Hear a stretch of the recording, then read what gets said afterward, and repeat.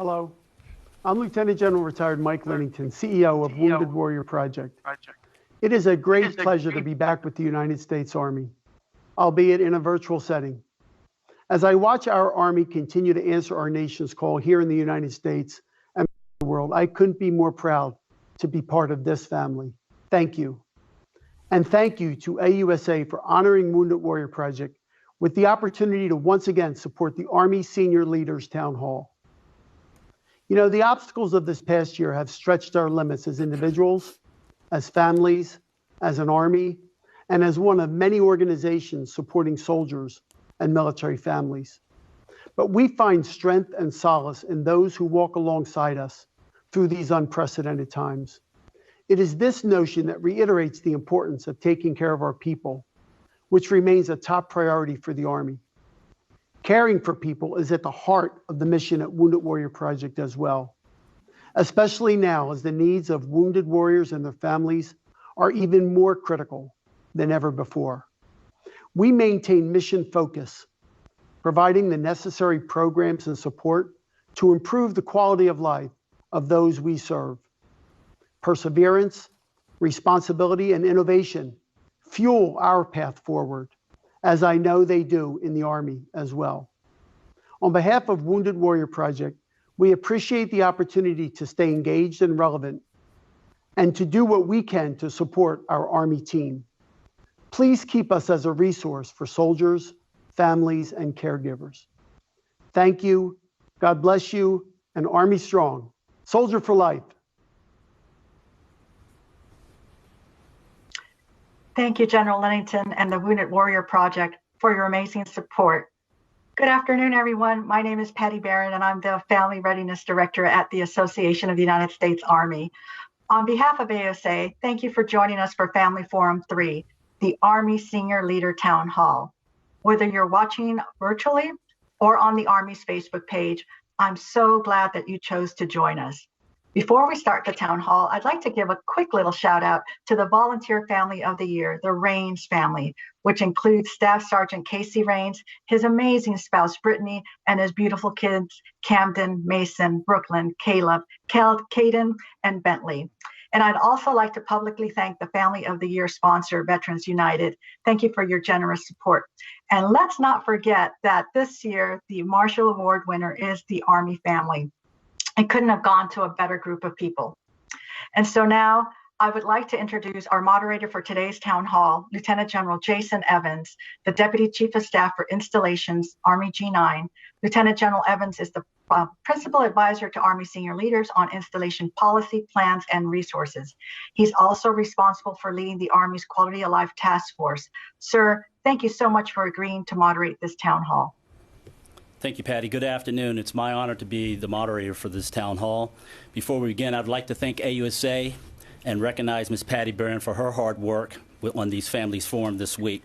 On these families forum this week. On these families forum this week. On these families forum this week. On these families forum this week. On these families forum this week. Our installations serve as the Army's foundation, and they support the readiness and well-being of the soldiers, families, civilians, and soldiers for life. Family members, be they spouses, children, parents, or siblings, people are the Army's greatest strength. The Army has and will continue to deliver wins to ensure soldiers, families, and civilians are afforded the quality of life they deserve. At this time, I would like to introduce the Army senior leaders. Together, they work tirelessly to improve the readiness and quality of life for our total Army and champion the issues and concerns of our all-volunteer force. The Honorable Ryan D. McCarthy, the 24th Secretary of the Army, and a soldier for life. The 40th Chief of Staff of the Army, General James McConville, joins us today not only as a Chief of Staff, but also as an Army dad. And the 16th Sergeant Major of the Army, Michael Grinston. Welcome, gentlemen, and thank you for joining us today. Secretary McCarthy will begin with your comments, followed by the Chief of Staff of the Army, and then the Sergeant Major of the Army. Thank you, General Evans, and thank you for your leadership over the course of the last year. You've orchestrated much of the progress that we're going to talk about today. Army families are the bedrock of our institution, and this year especially has demonstrated their resiliency. Last year, we gathered to hear from families. We listened to your feedback, understood the issues, and laid out our way ahead for the FY 2020. Today, I'd like to highlight the progress that has been made. We will continue to listen to make changes that ease the stressors and burdens to our soldiers and their families. First, on housing. As a part of our efforts, we have been focused on ensuring we can offer safe and affordable housing. We have done a lot over the past year to hold our housing companies accountable and to improve oversight of their efforts. But we owe it to the families and our service members to do much, much more. Yesterday, Assistant Secretary of the Army for Installations and Environment, Alex Beeler, General Ed Daly from Army Materiel Command, and I met with a number of investors and banks to discuss increasing investments in Army housing. And as a result of our engagements, the Army and private housing companies are on track to invest up to an additional $2.8 billion for Army housing over the next 5 years. New construction is already underway, and much more is coming. These investments will result in 3,800 new homes and nearly 18,000 renovations of Army homes at installations across the country. For barracks improvement, we are investing $9 billion from FY20 to FY30, with over $780 million executed in just FY20 to 21 alone. In healthcare, quality healthcare is an essential part of taking care of soldiers and their families. We have increased access to healthcare during the pandemic through the use of virtual appointments. I realize that this isn't perfect, but we're working to provide quality healthcare to our families in these trying times. In childcare, we've increased staffing by 7%, increasing childcare spaces by over 5,000 spaces, and are adding over 9 development centers over the next 5 years. And spousal employment. This year, we've made it easier for military spouses to gain employment with the Army by expanding non-competitive hiring authority and creating a mechanism that allows spouses to keep and transfer their job from post to post. In addition, we've increased relicensing reimbursement to $1,000 to include exam and registration fees. We need the skills spouses bring, and we need to make it possible and lessen the costs incurred by moving. During our visits across the country, we meet with state officials to advocate on behalf of military spousal employment. 33 states are showing signs of improvement, with 6 having favorable reciprocity and 27 that are needing improvement but heading in the right direction. On PCS moves, personally procured moves are now 100% reimbursable, and orders are cut earlier to allow service members more time to plan and prepare. I want to give the Chief and the SMA the opportunity to amplify these quality of life initiatives. Between the two of these men, they have 57 years of combined experience as husbands and fathers in the formation. Chief? Well, thank you, Mr. Secretary, for your leadership, and good afternoon, and thank you all for listening in. As the Secretary said, people first. People, it's our number one priority. So what does that mean? It means the priority is where the resources go. And the Secretary just laid out all the initiatives and decisions we've put in place, and it's going to take time to get these quality of life initiatives into place, but they're going to improve your quality of life. And what I'd like to just take a couple seconds to talk about is what we're telling leaders and what's their part in our soldiers. And, the first thing is what we are recommending is that our families are absolutely a critical part of the golden triangle that we have put in place. Every soldier has a golden triangle around them. That's a leader, that's a family, and that's a buddy. And that's what makes us a cohesive team. And Sergeant Major will talk about this is my squad initiative. But what we want to do is make sure that our leaders know the soldier's family before there's something wrong. So we ask each and every one of you to be part of that squad, to reach out to the leaders able to reaching out to you and get to know them before there's a problem. For the chain of command, we're telling them that we're putting a lot of resources and initiatives in place. We are paying at this level for quality services and quality housing, and we expect that to be delivered, and we need your help to do that. We're expecting leaders to go into barracks and make sure that we have quality barracks for our soldiers. Again, we're putting a lot of money into this, and we want to make sure that has happened. We've hired inspectors for our moves to make sure that, again, you're getting those quality moves, and we want the chain of command to be involved in that. We know there's transitions going on in healthcare, and this has been exacerbated by the COVID environment. So we need leaders, again, caring for their soldiers, making sure they get the care they need, and if not, get it up to the appropriate level. I do want to thank all of our medical professionals and CDC workers who have been working in a very, very difficult environment to provide the services we need for our families. And these are not normal times. And leaders need to think through how we're taking care of our families in a COVID environment. We have single parents, we have dual working parents, child care is different, so we need to take a hard look at how we're supporting our soldiers during this difficult time. And I'll just like to conclude before I turn over the Sergeant Major, just how proud we all are of our soldiers and families and how they are dealing with this very challenging time. Sergeant Major of the Army. Mr. Secretary and Chief, again, I'm proud to be your Sergeant Major of the Army. It's still not my favorite title. My favorite title is being a husband and a father. And that's what it means when we talk about Army families. Sometimes, you know, when you're in the Army, you're part of multiple squads. I always talk about my squad. You know, one of my squads is sitting up here at the Secretary, the Chief, and the Under, the Vice, and Chief Dixon Carter, which is still a really good squad.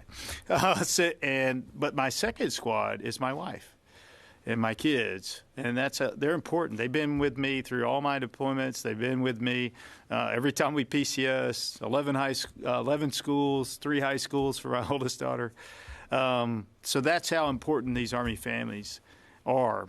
And I once again want to thank the Army of the Year, the Army Family of the Year, the Raines family, and what they did, and with 6 kids, and they really enjoy cold weather. We talked to them yesterday, and once you talk to them, you know, we are really good with our families, and they have a wonderful family. It was a joy to talk to them, and congratulations to the Army Family of the Year, the Raines family, one more time. Over the last year, I really have walked through a lot of child care centers, and not only are we throwing resources at it, we're building other child care centers, but we're also looking at how can we hire more folks so our manning levels match what we have a capacity in the building. But if we make it so hard for a family to get a job in the CDCs, there's a lot of incentives that we're working on. One of those is can I transfer from one CDC to the other, and that's really been important. So prior to COVID, I enjoyed walking through those. And then once COVID hit, I did put out one letter, and from all of us to say, for all our families and our single soldiers that have children, is to be a little more lenient and have a little empathy in the child care. When you're talking about family child care programs, we have a lot of single parents that are in the military, and we need to actually look at our leadership, and that's one of the things we looked at in the last year, especially in this COVID environment, and I appreciate everybody's support. And then lastly, as we talked about, we have family housing in the barracks. I was true to my word. Last year I said I would be walking through where our soldiers live, and mainly in the barracks. I've done family housing and barracks.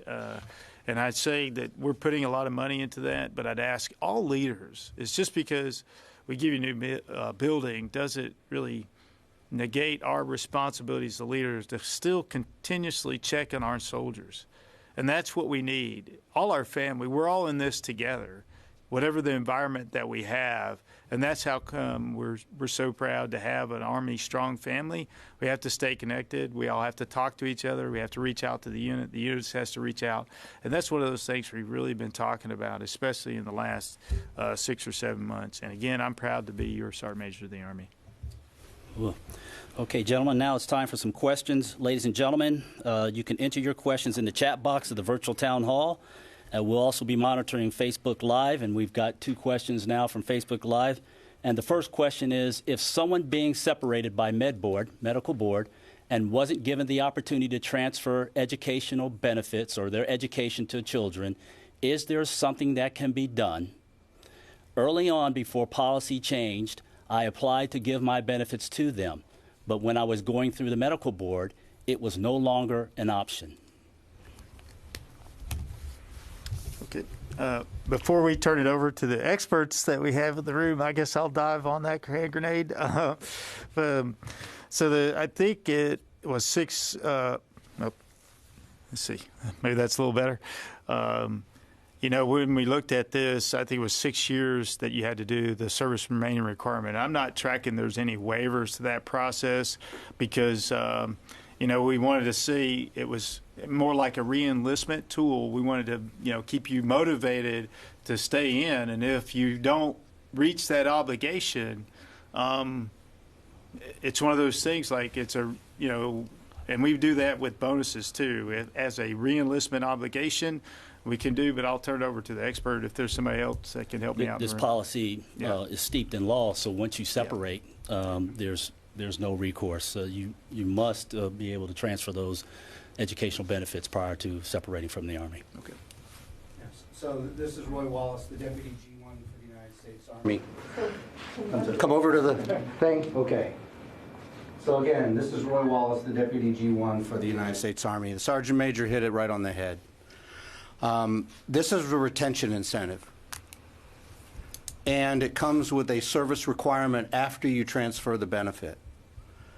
So, and it is based in statute, as the G9 said. So there is no recourse for where we are today. However, this individual raises a great question that we probably need to take back to our friends at OSD and our other friends in this other services, because this is not just the Army. This is everybody's issue that we might have to go down a different road on. I'm sure that this individual didn't pick to be in the medical evaluation board. And they may not have known. It may have been something sudden or something that happened to them. So you raise a very, very interesting question that we need to dig into. Yeah, I was going to jump on that, Roy. You said exactly what I think we need to take a look at is, when someone is being separated through no fault of their own because of, who knows what's behind the MEB, we ought to have a look at that in a policy to see if there is possibility. If you don't finish your enlistment for your, because of something you might have done, then that's a different story. But here's someone that's serving. We don't know what the medical evaluation board for, but there ought to at least be a thought about that, and we need to take a look at that. So we'll take that on, and we'll bring that up through the policy channels. Cool. All right, the next question.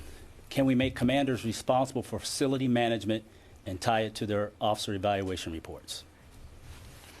Absolutely. Yeah. When we talk about facilities, the commander is responsible for everything his unit does or fails to do, and they are responsible and accountable for their facilities, for their barracks. There's a commander that's in charge of every function on a military base, and they need to understand that, and we need to hold them accountable. And when we give them the responsibility, we also give them the authorities to administer those facilities, and so they are responsible and they are accountable.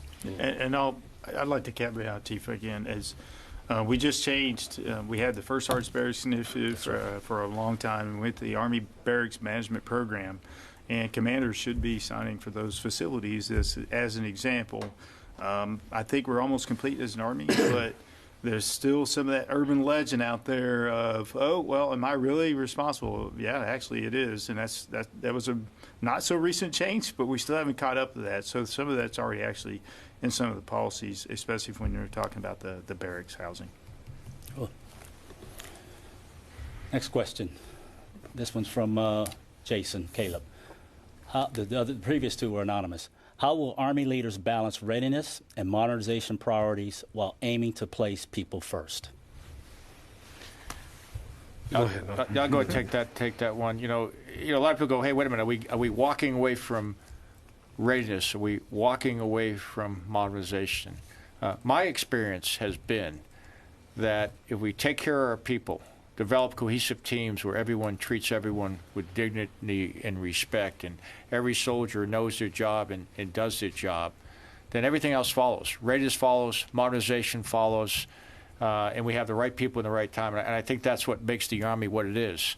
And, we expect leadership to take care of their people and inspire them to do great things. We don't need to inspire tanks or helicopters or artillery pieces. We do need to inspire people, and that's what makes us different. People makes us the greatest Army, and that's why we need to take care of them. I guess, again, Mr. Secretary T, my interpretation is people first is readiness and modernization. If you look at the soldier lethality, if I don't get the new MVGs to the soldiers, to me that's people.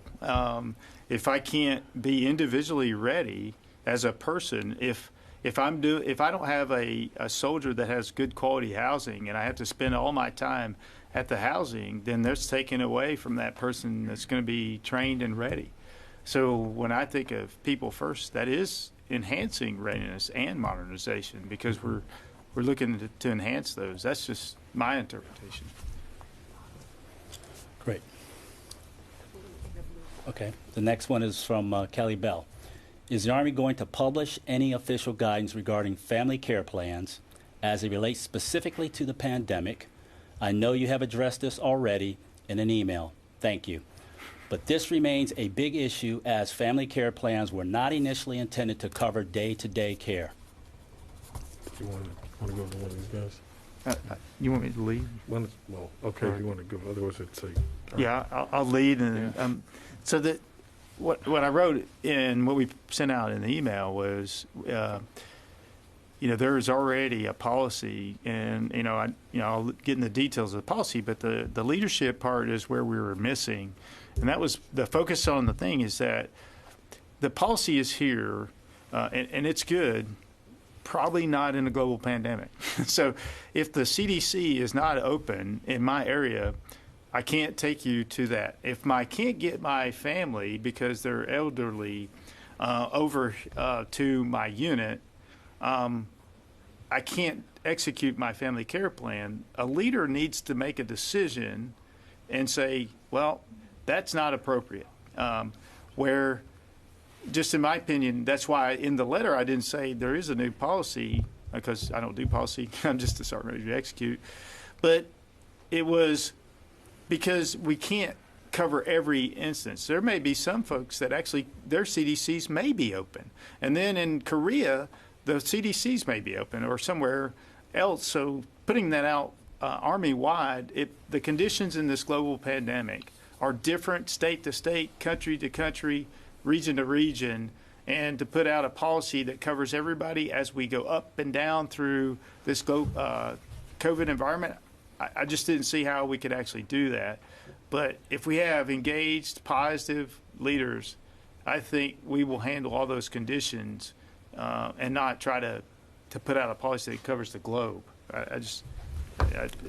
No. Yeah, as he's moving to the mic, I mean, it's people first. Commanders are still going to have to get the mission done, and that's what we have to, have caring leaders. They have to take care of the people, and they got to be in a position to also get the mission done, and we can give them some help if there's some extenuating circumstances. Scott? Yes, Chief and Sergeant Major. The only thing I was going to add is that, and leaders have the support of the installation, force health protection, and the commanders from the medical treatment facility. So as we're engaging at every installation, they understand the full support that we are also augmenting if anything comes up in relation to their family care plans when it comes to medical support. And we'll continue to provide those commanders that support and ensure that we cover anything required in family care plans when it comes to the medical aspect.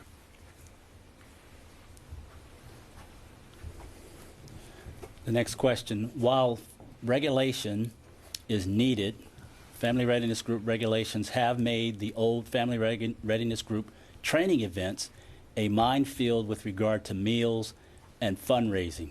Can we get some common sense changes? Why don't we go to policy and FRG?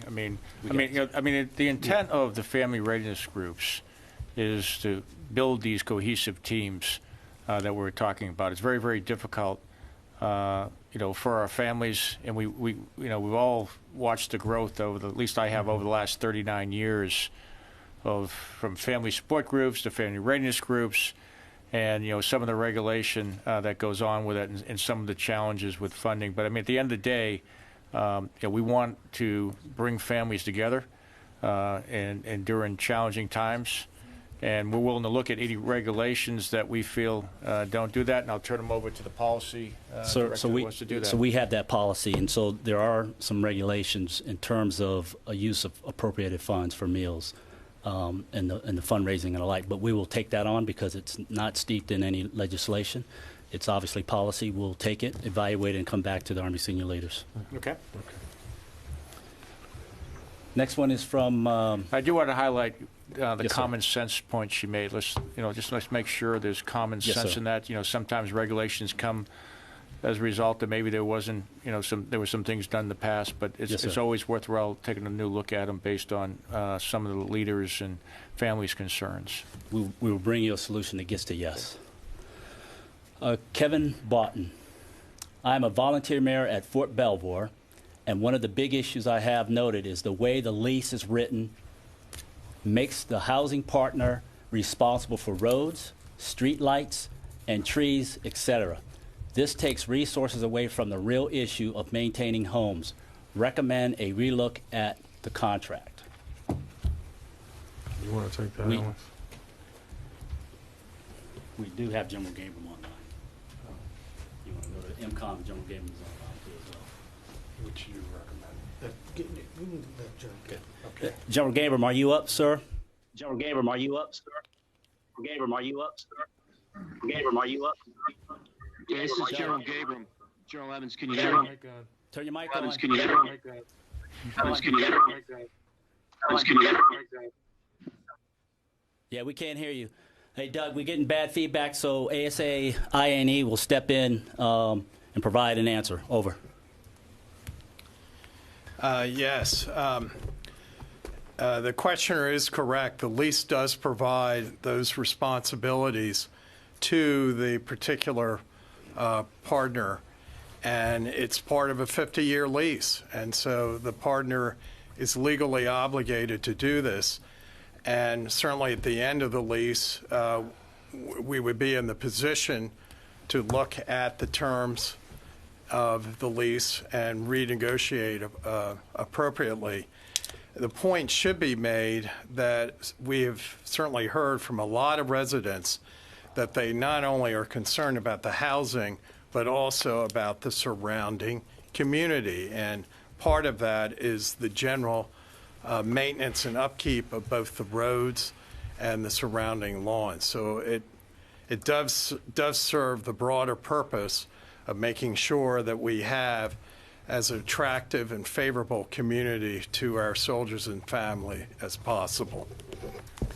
Yeah, but I guess the question is that we want to take on is, we have families that are living in houses that are, not satisfied with the quality of housing that we're providing.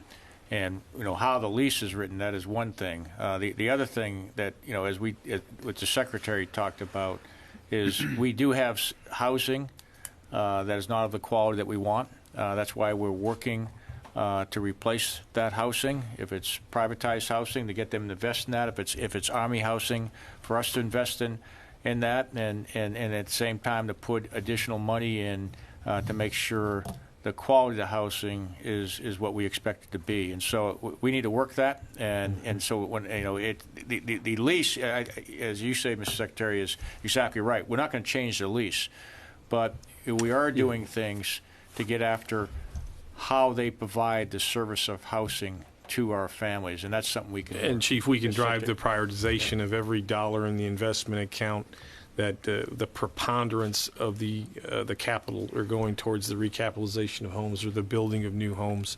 To Mr. Beeler's point, when there are safety-related issues, they're going to address those. But I can emphasize to everybody that's on this call today that those investment plans are brought to these three people up here, and we're going through every penny to ensure that we can maximize every dollar per square foot and bring the quality and safe homes to everyone in the formation.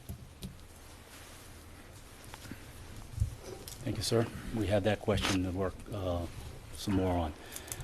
Has HQDA looked into, this is from Quinn Kersley, has HQDA looked into keeping soldiers at their current duty station for much longer than current averages, as well as allowing soldiers to volunteer to stay at one duty station for their entire careers? This would reduce cost. That could be reallocated to modernization and put soldiers first. No, I have, and I guess I've got the G1 here. That's one, and the mRNA, and they can talk about details. But really, the guidance is, I think we should work hard to stabilize families for as long as we can. That allows the kids to go to school. It allows spouses to have jobs that they can stay with. And I think as we move into more of a talent management business, other than the schools and the professional development opportunities they need to take, we would like to see much longer stabilization of the troops. And you want to talk about Thanks, that? Chief. And Quinn, Dr. Wardinsky, I'm the ASA for Manpower and Reserve Affairs. So your question's a great one. A lot of progress has already been made. We began with the officer corps because we had data systems and the ability to sort of manage at that level when we began. And that started with a review of business practices such as stabilization and other sets of rules. We scrubbed those from top to bottom, threw out rules that we don't need to keep anymore. And some of those were this very routinized 3-year on post and then 3 years you're out to the next post. Those are gone. Those are being implemented in the marketplace that opens here in November for the officer corps. We do have people from last year that stayed in place, stayed in the same brigades. We have people that wanted to move. That's being migrated down the rank structure now into our NCO and enlisted ranks. We're taking steps in the civilian world to modernize there as well. And so a lot going on with the specific question you raised in mind, and both improving conditions for our families and, of course, recognizing where we can some savings so we can put them back to work elsewhere in the Army. And I think General Brito can talk in even more detail. Thank you, sir. And Quinn, thank you for that great question. It's important for our families. I can offer up that this issue has been looked at both pre and post-pandemic. Post-pandemic soldiers are certainly allowed to put in a deferral for PCS, which has been very effective for some families. One, to facilitate spouse employment, minimize turbulence during a heavy PCS move, and minimize any disruption of what would give a soldier a hardship tour. I would mention, tied to the Chief's comments on taking care of our people and talent management, once we address and look at closely the needs of the Army, I'm very comfortable that the accommodations will be made to support the soldier and the family. If a further on deferment is requested, the soldier would receive proper counseling on what they could do to his career timeline.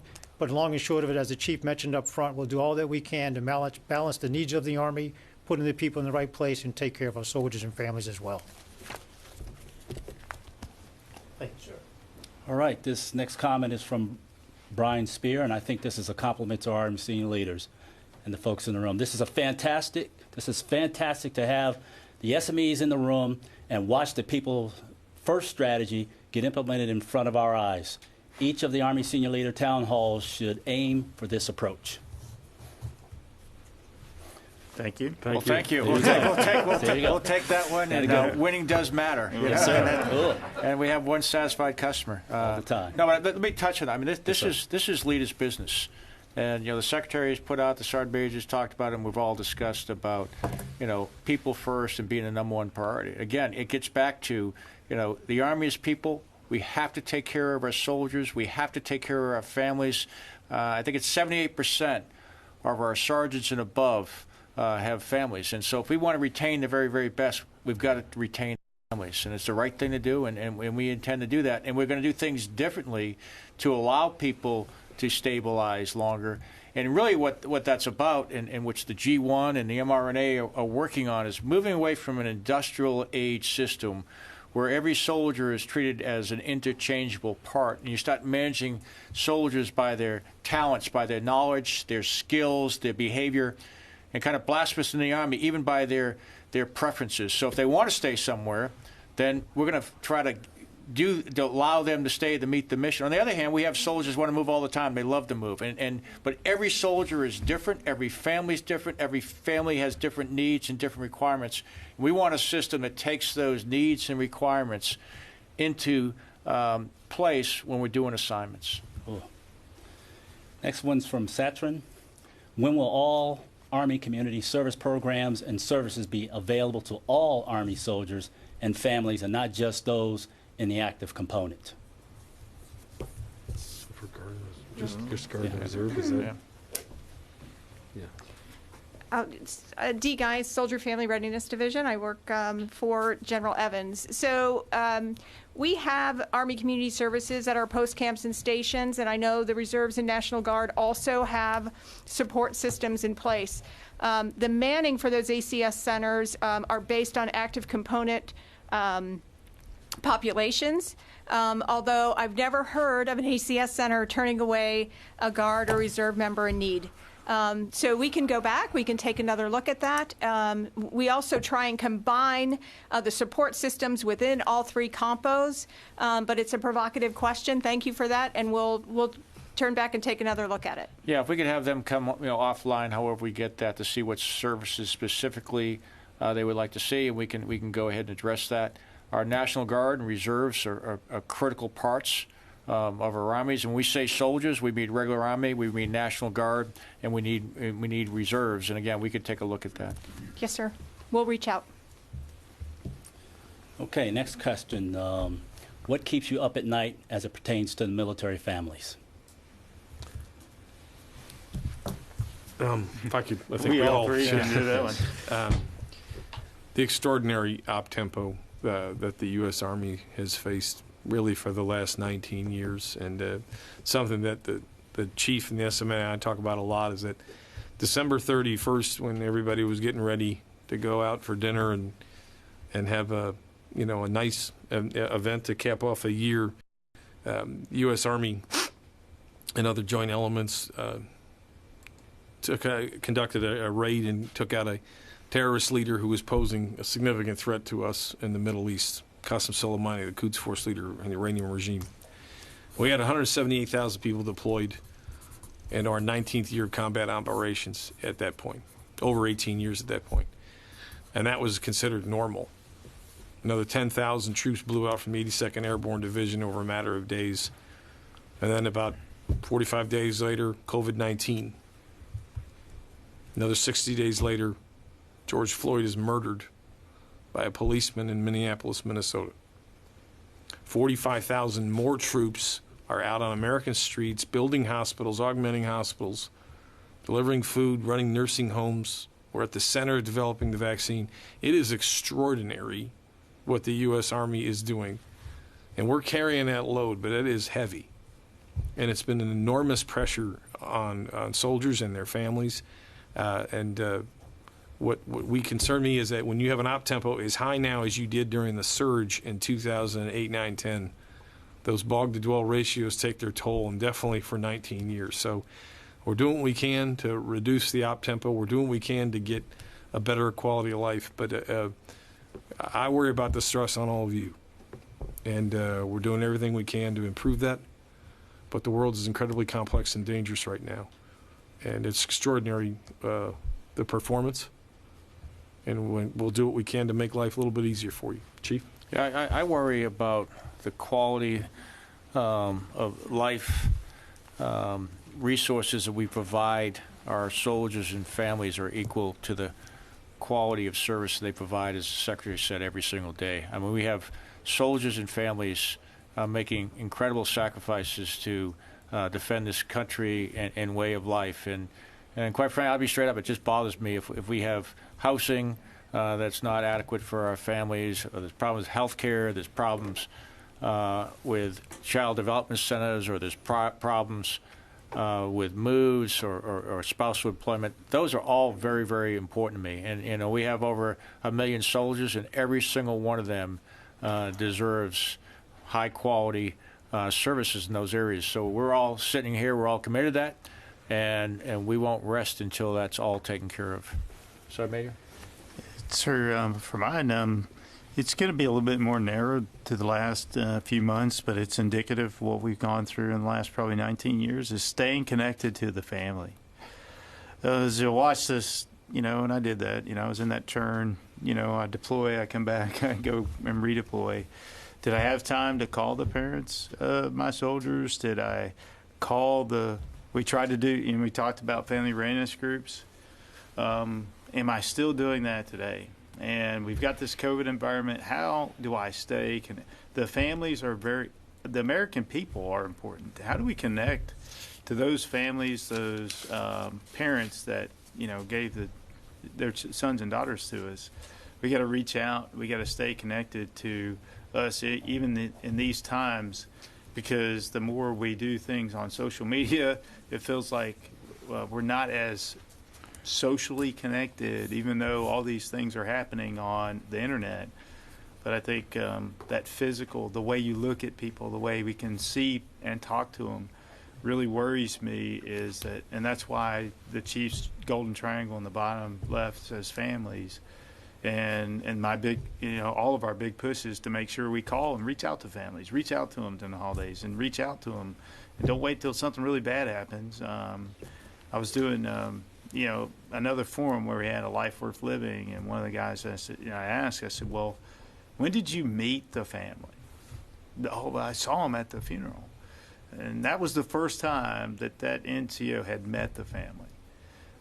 So that's what worries me the most, is that we stay connected not only to our soldiers and their families and the parents and the American people.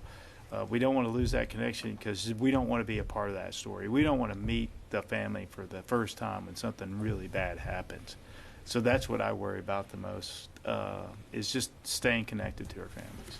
Thank you, gentlemen. Next question is from Devon. Yeah, you want to go ahead, Dr. Wazinski. As part of a team here that works people issues for the senior leaders, I'd say one of the things I'm particularly concerned about is, in this environment, we have something new that we hadn't confronted before, and normally wouldn't be in the Army's portfolio, and that is worrying about school-age children.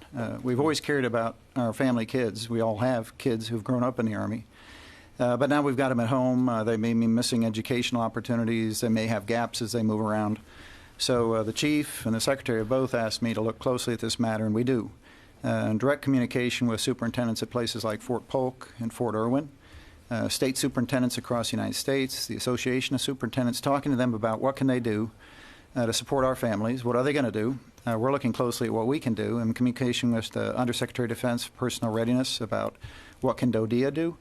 And we're looking at things like the DODEA grants that are offered to school systems near our installations, and to see if we are getting the services we need and having a voice in the distribution of those grants as a lever to make sure our kids are getting great services, that we're being considered in our unique operating environment, and that we can meet the need in the pandemic conditions until our kids can get back to a more routine environment. Thank you. Great. Thank you, Dr. Wardinski. Back to Devon's question. Can you please provide more detail about the increased funding for housing? In this case, Devon, we have to work with banks that help lend money to the RCI companies that manage the portfolios of housing. So they basically either do a bond or a commercial loan and provide the capital for these companies. And what we've asked Mr. Beeler and General Daly to do is to come back with a series of plans by installation that will look at whether it's a recapitalization of an existing home or just a complete tear down and put new homes in place. And that really gauges the depreciation of the asset, how old it is, how worn down the home is. The other thing that we're looking hard at is just making the choice between more dollars per square foot so you get higher quality, maybe just slightly less square footage on the home, but to get a much more higher quality home. And then the types of communities that we could look at. Townhouse communities with a pool in the middle, other types of amenities related to that. So this increase of capital, substantial increase of capital, is going to help us make fundamental changes to the footprints around the country and, quite frankly, around the locations overseas as well. Chief, anything you want to add? I think, as the Secretary said, when we look at our housing, I would say about 1/3 of it we're going to need to replace over the next 10 years, and so we're putting together a strategy to do that, and we've got to commit money to do that. The Sergeant Major talked about the barracks. That's housing for us. We want to make sure we have quality barracks, and we're putting billions of dollars into those facilities to make sure that we have that type of quality. It's going to take some time, but we are committed to making that happen. And correct me if I'm wrong, Mr. Beeler, we also have a Army Family Housing Council. So we're getting direct feedback from Army families for as we show some of the concepts that we're going to have by installation of the types of communities that we're going to recapitalize and build new. Mr. Beeler, you want to add anything? Just quickly, that's absolutely right, Secretary. On top of that, we've had many comprehensive surveys of residents trying to get the most accurate picture possible of what our soldiers and families really want in effective housing, and therefore work closely with the private companies to make sure that those wishes are appropriately responded to. So basically giving the soldiers and families as best as possible what they can seek. We also mentioned earlier, for the older houses, we are now covered through their historic program comment that allows much greater flexibility of what we can do to enhance and improve the quality of those houses, make them efficient, effective, and safe, and not be as encumbered as we were with a lot of regulatory and process challenges in those older homes. And that accounts for close to 3,500 of the Army homes on military bases. So a lot of good things headed in the right direction to make sure that the funding, the dollar funding, goes as further as possible in getting the quantity and the desired aspect that soldiers and their family are seeking. And I have to give credit to the chief here because, as he would constantly remind me until we signed the executive directive to change the policy, old is not historic. Right. And by doing so, we made T-shirts, but we signed out the directive and changed the policy. Now you can use modern materials in the recapitalization of these homes, which helps us with cost as well as safety. So that's going to help us dramatically recapitalize the footprint as well.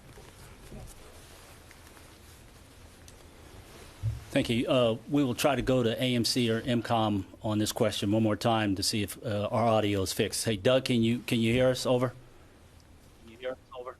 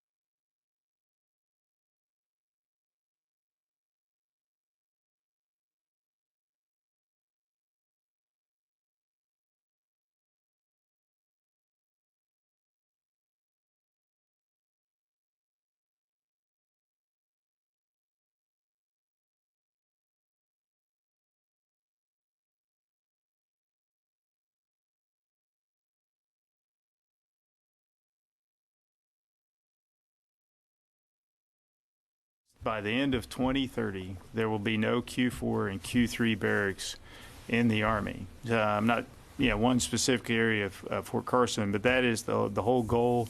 When AMC said, "Hey, I got the facilities investment plan," and when they explained that to all the senior leaders and myself, is that was the goal, is to get that out. And we can look at the 21 projects at Fort Hood on barracks.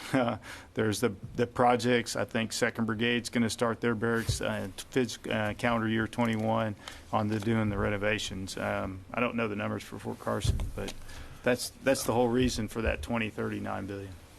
So this is Alex Beeler again, and to add on to what the Sergeant Major just said, this is a comprehensive look at all barracks across the entire Army enterprise. $9 billion over 10 years goes to barracks. We've already spent in the preceding fiscal year about $800 million to improve the quality. Top priority in housing. It goes directly to the quality of life, and we're working closely with the private partners, with the installation leadership, with AMC and IMCOM to make this happen as effectively as possible. You also, once again, have used surveys with the profile of the single soldiers to get a better sense of what they feel is important in a barracks, in modernizing it, so that we will be much more in tune with their focus. Over.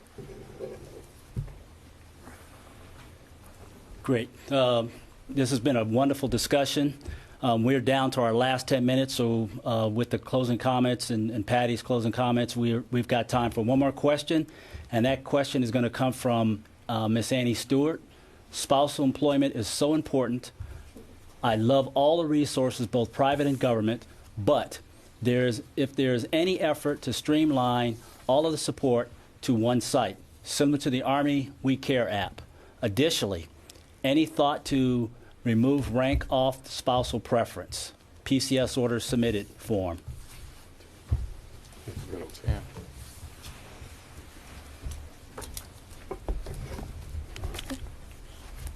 Thank you. That is a great question, and the short answer is yes on the number of applications and support forms that our families can use and spouses can use. And I would offer up as a lesson learned from many of the other systems that we have. So looking at some phone-based apps that family members and spouses can use as well, streamlining many of the application processes that we have to apply for jobs and other sources into one. And it doesn't exist at this point, but clearly something we're looking at to improve the services for our family members and our soldiers. And I will take on your great issue about erasing rank and do we need it to provide the proper services to our spouses that are looking for employment at their current location or the future location. Thank you. Just for all of you out there who have submitted questions, we will get an answer to you on those questions. Now we'll go to closing comments. Gentlemen, Sergeant Major, we'll start with you, followed by the Chief and then the Secretary. Over. Sir, thank you. Thanks to the Secretary and the Chief for allowing me to be on this panel. And most importantly, thank you to all the families in the Army. But I do want to highlight one group is our Compo 2 and 3, soldiers and their families. And I look back on, as we watched what was going on with COVID, we had Compo 1, immediately go out to New York and Washington State. But then we had, the Urban Augmentation Task Force that went out. And then right after that, we had civil unrest. And then we watched our Compo 3 said, oh, we could do this. And then we also had active duty, doing all these things. But what the brunt of some of the things that were happening when I looked at from March, April, May, June, and then we throw in the hurricane season. And all that was going on all at the same time. And imagine, those families, their dedication to put in the effort, whether that's in the state, sometimes out of the state, sometimes from one end of the country to the other. It really bodes to how powerful the United States Army is because of all the components of the Army. And I just want to say just really a special thanks to those families of those Compo 2 and 3 soldiers, because we could not, as an Army and as a country, we could not have done it without them. Thank you. No, I'd like to reinforce what the Sergeant Major just said. I've been doing this a little over 39 years now, and I don't think I've seen a more challenging time for our soldiers and families that have been deployed around the world. We still have combat operations going on. We're this thing called great power competition with China and Russia. We still have regional miscreants from North Korea to Iran, and the violent extremist problem has not gone away. And then we see what's happening at home, as the Sergeant Major said, and we take a look at COVID. And so I could not be more proud of what our soldiers and families have done over this last year. And a special shout out to our Guard and Reserve. I've watched you go into veterans' homes and save lives. I've seen you on the front lines of COVID in every single state. You're out there fighting fires. You just made a great rescue out in California. You're on the front lines of civil unrest. I was out at a combat training center rotation with the 134 Red Bulls, and you just come out of COVID and protecting your communities. One of the soldiers is one of those grocery stores, and you're still getting after it so you can deploy and do your job. So just want to thank each and every one of you for what you do. We're very fortunate to have you and very proud to serve with you. The performance and resiliency of our soldiers and their families has been extraordinary. And we heard you last year. We've put a lot of activity in place, but activity is interesting. Results are compelling. And we're not going to rest until we put more points on the board and get you the quality of life that you deserve. The stress on this institution is unprecedented, and we'll do everything we can to give you the quality of life you deserve and reduce the stress wherever possible. Thank you all for joining us today, and we'll see you again soon. Thank you. Gentlemen, thank you, Patty. We're going back to you. Again, thank you for the opportunity. People first, winning matters, Army strong. Back to you, Patty. Army strong. Back to you, Patty. Army strong. Army strong.